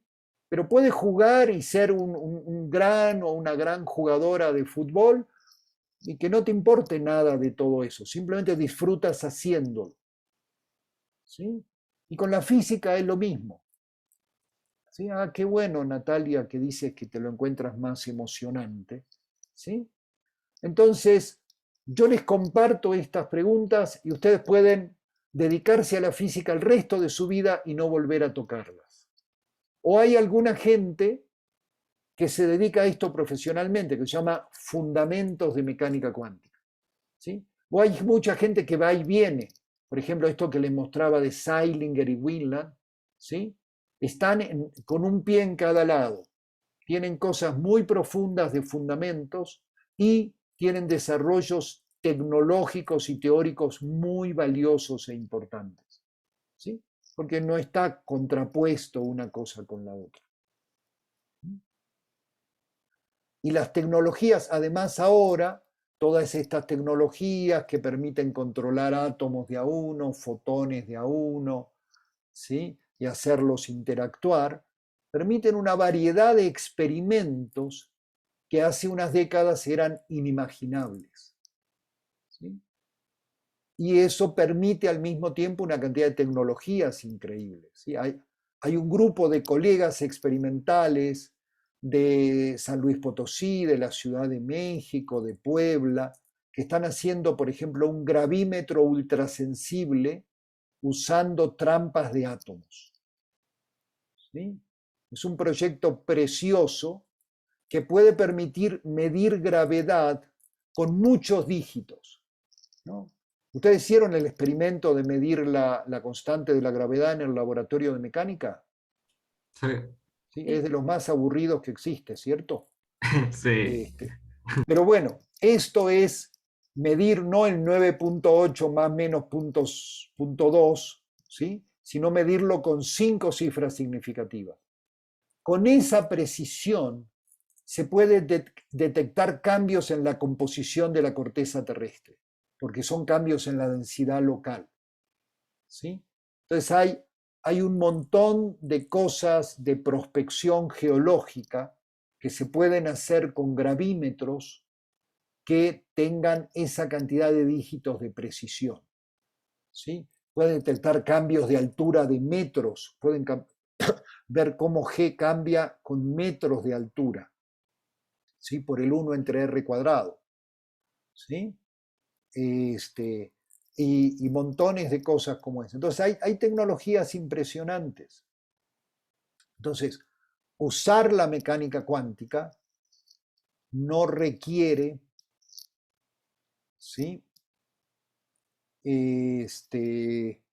No requiere preguntarse cosas, como usar el celular no lo requiere, como usar un taladro o la computadora, ¿no? Es decir, uno conoce una serie de acciones básicas y la puede usar para cosas buenísimas, ¿no? Una novelista muy buena puede usar su computadora para escribir una gran novela y no tiene por qué entender nada de electrónica, ni de fotones, ni de nada, simplemente usa Word.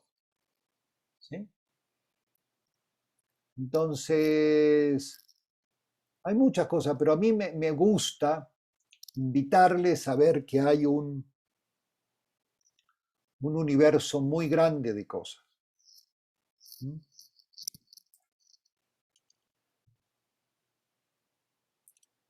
¿Comentarios? ¿Preguntas?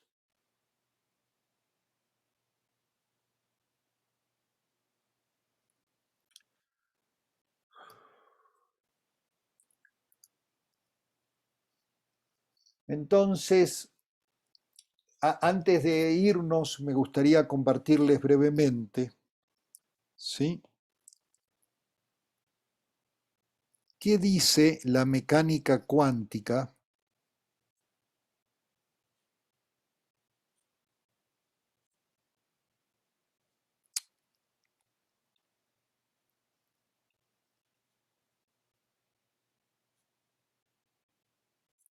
sobre las desigualdades de Bell? Porque fíjense que todo lo que discutí hoy, lo único que dice es que usamos estados enredados, pero eso es una producción en el laboratorio. No hicimos ninguna descripción cuántica, ¿sí? Entonces, si recuerdan, dijimos que S era AB más AB' más A'B menos A'B', ¿sí? Donde A'B y B' están en la pareja -1, 1, nada más. Solo esos dos valores, ¿sí? Entonces, una de las cosas que podemos ver, ¿sí?,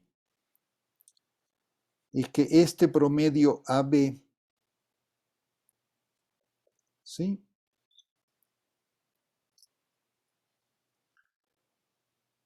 esto es la suma sobre A igual 1 menos 1 y la suma sobre B igual 1 o menos 1 de todos los valores de AB, ¿no? Pero ahí BI, ¿sí? Y acá tengo una suma sobre I, ¿sí? Pueden tomar cualquiera de estos valores, ¿no? Y acá tengo que, si pongo la suma sobre I, acá tengo que poner el 1 entre n. ¿Están de acuerdo? ¿Sí vamos bien o no vamos bien? ¿Sí? O sea, tengo que tomar los casos, ¿sí? Entonces, esto los puedo agrupar en dos grupos, ¿sí? Cuando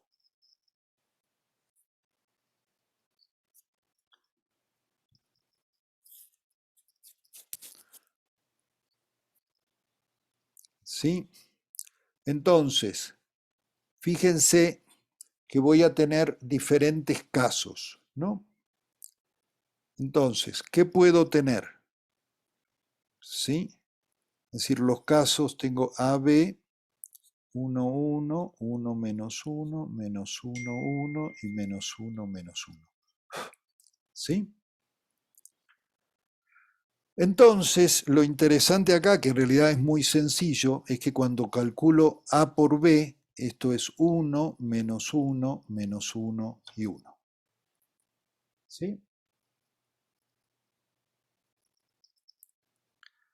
Entonces, aquí en cada caso, ¿sí?,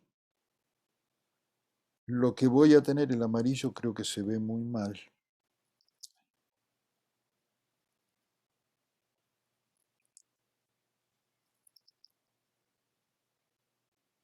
¿Sí?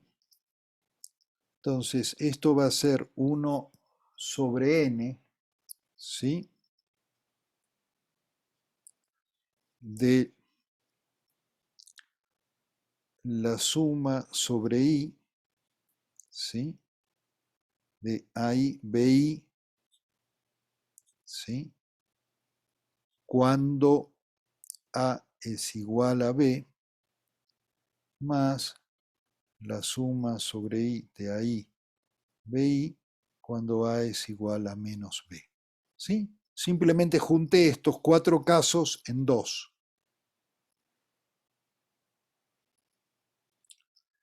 Y entonces, esto voy a tener n, y acá estos me van a dar siempre, si son 1 menos 1, siempre me van a dar 1. Entonces, esto voy a tener un n cuando son iguales, ¿sí? Y este, n cuando son iguales de 1, más, y este producto siempre es menos 1 y va a aparecer un n diferente. ¿Sí? Y entonces esto es el n, perdón, cuando son iguales entre n menos el n cuando son diferentes entre n. ¿Sí? ¿Está bien o les compliqué mucho la cuenta?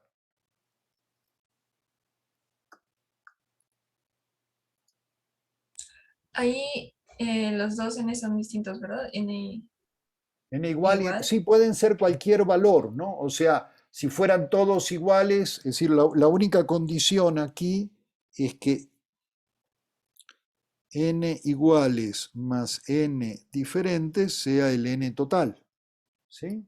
Depende del resultado de la lista de unos y menos unos que tengo, ¿no? Esto es solamente para una de las configuraciones, ¿sí?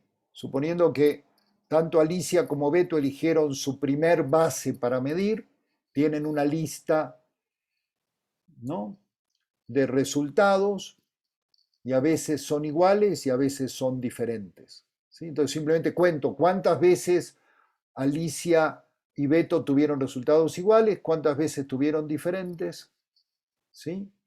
Y eso es lo mismo que el promedio. Y lo que puedo ver es en el límite de n grande, entonces lo que tengo es que AB es lo mismo que la probabilidad de que A sea igual a B menos la probabilidad de que A sea diferente de B. ¿Sí?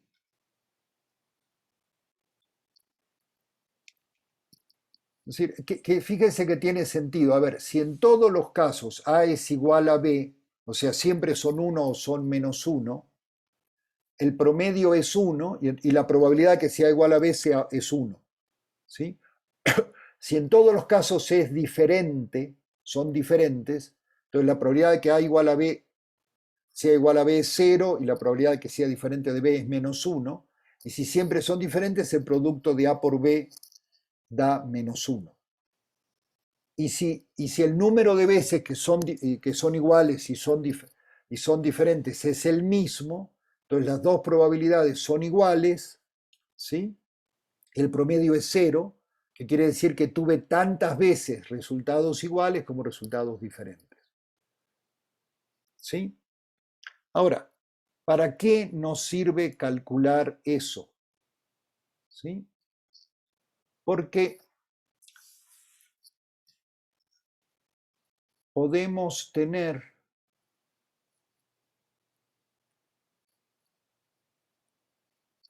¿sí?,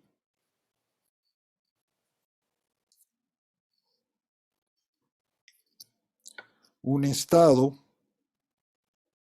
¿sí? Entonces tenemos un estado inicial,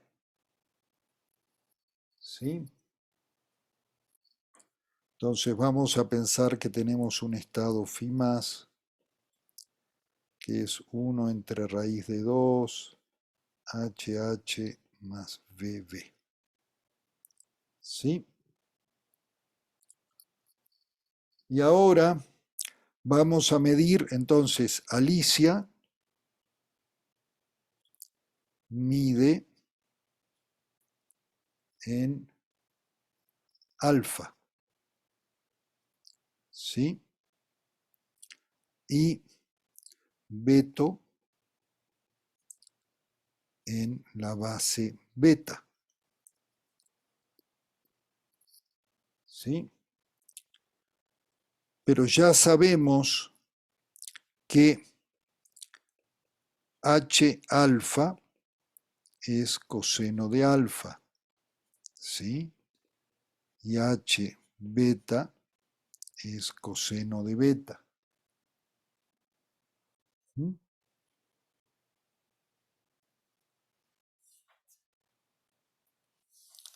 Entonces, ¿qué quiere decir Entonces, digamos, tenemos que asociar A igual a 1 es cuando mide en H. Y A es igual a menos 1 cuando mide en B, cuando está en el estado B. ¿Sí? Entonces tenemos que ver cuáles son esas posibilidades. ¿Sí? Y entonces lo que vamos a ver, ¿sí? Justamente es cómo se calcula esto.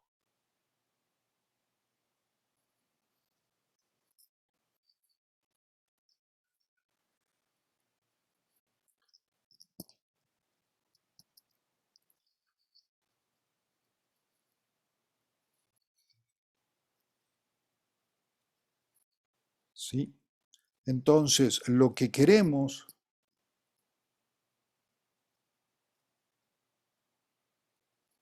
es ahora combinar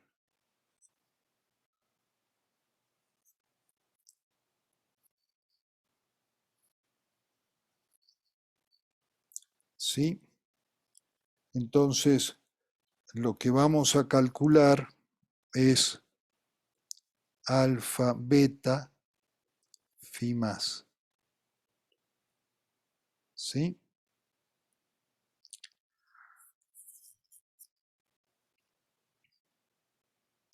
Y entonces, esto me va a dar,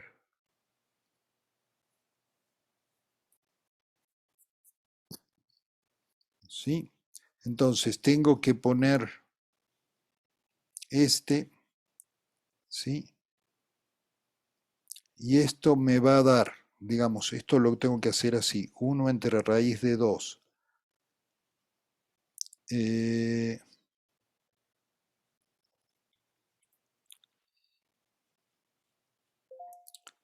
Coseno de alfa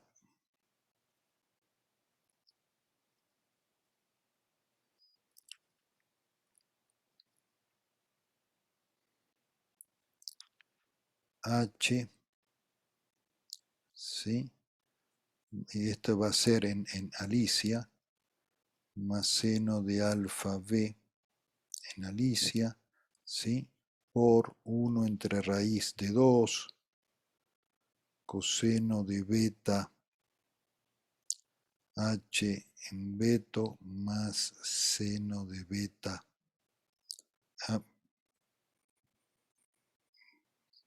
b, ¿sí? Por 1 entre raíz de 2, h Alicia, h beto, más v Alicia, v beto. ¿Sí? Y entonces lo que voy a tener es que este va con este, ¿sí? Le voy a tener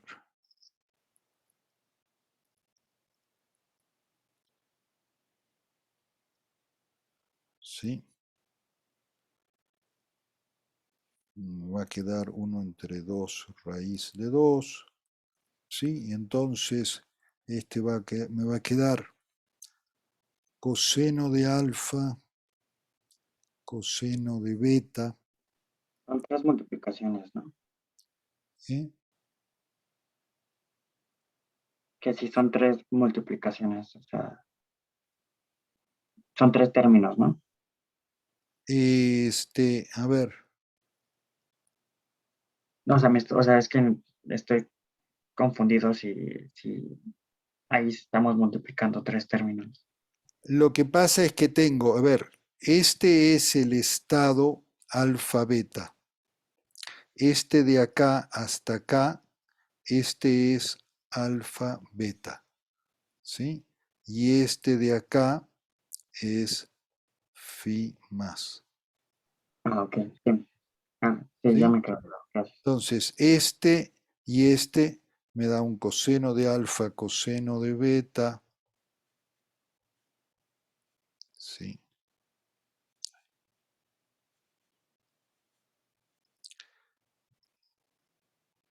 más,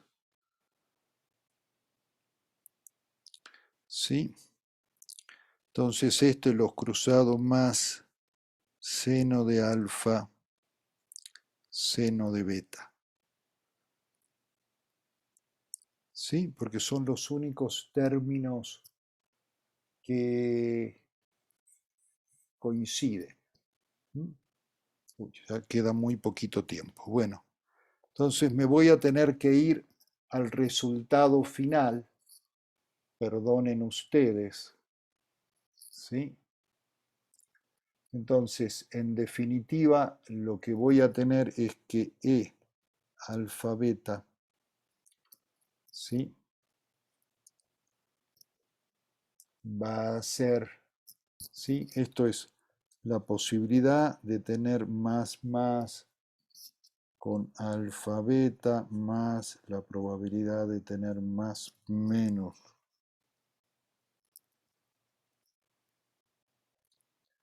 con alfa beta, y esto es la probabilidad menos, menos, estos son las probabilidades de que sean iguales, menos la probabilidad de tener más menos alfa beta, menos la probabilidad de tener menos más alfa beta. ¿Se acuerdan? Esta es la probabilidad de que sean iguales menos la probabilidad de que sean distintos. ¿Sí? Y resulta que, bueno, si ustedes hacen el cálculo del detalle, esto me da menos coseno de 2 alfa menos beta. Y entonces, en definitiva,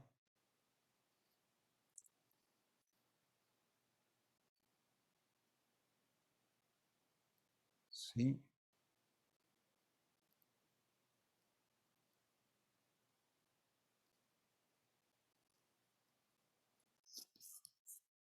Entonces ahora tengo el promedio de S, ¿sí?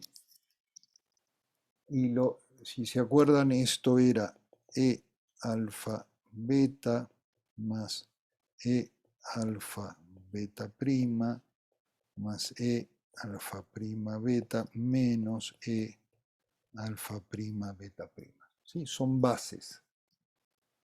Entonces, si ustedes calculan ya, si uno elige, por ejemplo, alfa igual a 0, alfa prima igual a pi cuartos, beta igual a pi octavos y beta prima igual a menos pi octavos, son bases diferentes, entonces el valor absoluto de S da 2 raíz de 2.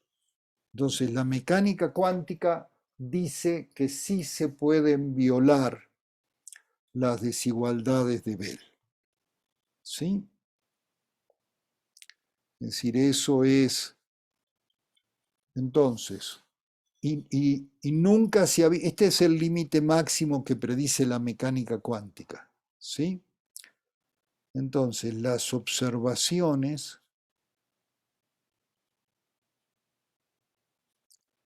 de la violación de la desigualdad de Bell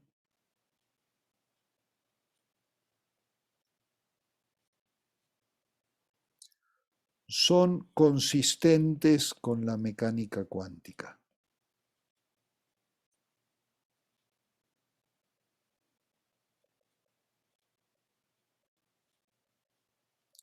Y de vuelta, la mecánica cuántica nos permite describir esto, pero no nos dice por qué pasa. ¿Sí? Entonces, bueno, en esto estamos. ¿Sí? Con esto cerramos esta parte del curso. Ustedes van a retomar con Pedro en enero, ¿sí? Supongo que el 6 de enero, el jueves 6 de enero, cuando vuelven a clases.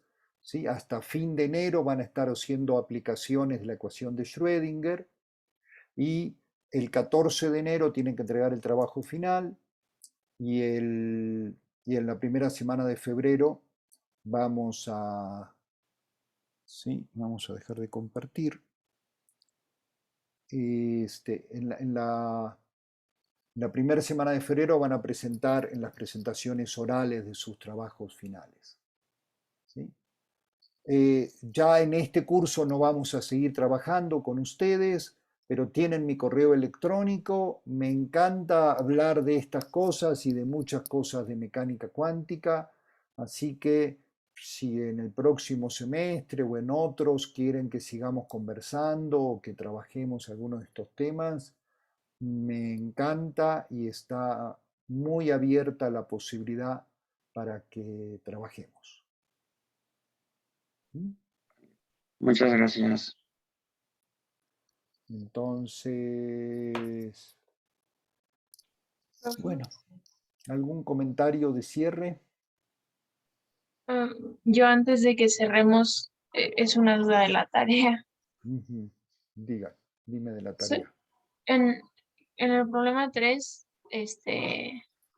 estamos hablando de, o sea, de que podemos copiar un, un fotón con estado H o V a otro que tiene un estado arbitrario alfa.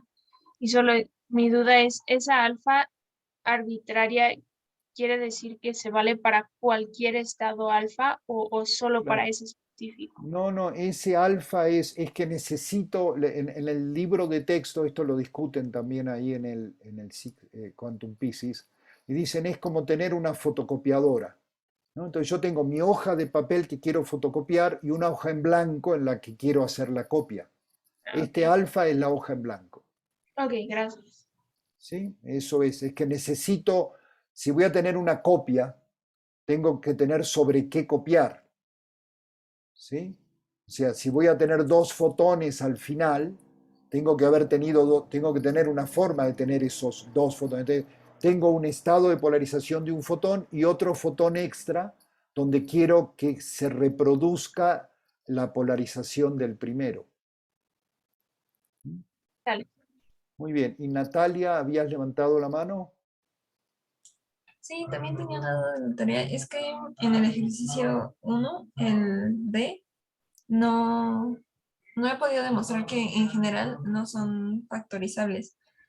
O sea, a lo que había llegado era como unas igualdades entre los coeficientes de la fórmula general para un fotón Sí. y el coseno y el seno de la A ver, polarización. pero ¿cuál? ¿El B de bueno? No, el D. El D. A ver, ahí simplemente escribes en general, vas a tener 4 coeficientes complejos, ¿sí? Y cuando haces el producto tienes solo este, dos números reales, teta 1 y teta 2, ¿sí? Entonces, en general, eso no tiene solución, excepto para algunos casos particulares, ¿sí? Eso es a lo que puedes llegar, ¿sí? O sea, igualas lo que calculaste en 1A con lo que calculaste en D, en 1D, y ves que tienes más ecuaciones que incógnitas, ¿sí? Aunque puedes poner Ah, ok, solo. Entonces una es. tercera ecuación, que es si le pusiste A, B, C y D a los coeficientes de los 4 estados en 1D, tienes la condición de normalización, a cuadrado más b cuadrado más c cuadrado más d cuadrado, ¿sí? Pero entonces ahí tienes, digamos, sí, vas a tener de todos modos más ecuaciones, si no tienes suficientes, eh, perdón, sí, en general eso no tiene solución, no hay, es decir, solo para ciertos valores de A, B, C y D se va a poder satisfacer, pero para la mayoría no. Ah, ok. Ah, sí. Es que Eso es. sí, justo no sabía cómo abordarlo de los sistemas de ecuación. Muy bien. Bueno, ¿Alguna otra pregunta más técnica, más general? Pues si no, entonces que todos tengamos un No, muy bueno, bonito final. Sí, yo ¿quién quería dice? agradecerle por el curso. Me gustó mucho. Perdón, no te estoy escuchando, Natalia. Bueno. Bueno, yo solo quería agradecerle por el curso. Me gustó mucho. Me alegro muchísimo. Bueno, bueno. Muchas gracias por sus bonitos comentarios también en el chat.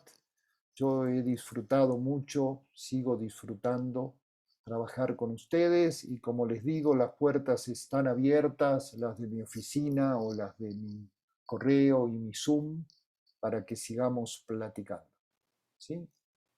Si quieren platicar también sobre sus trabajos finales y todo eso, están muy bienvenidas, muy bienvenidos. ¿Sí?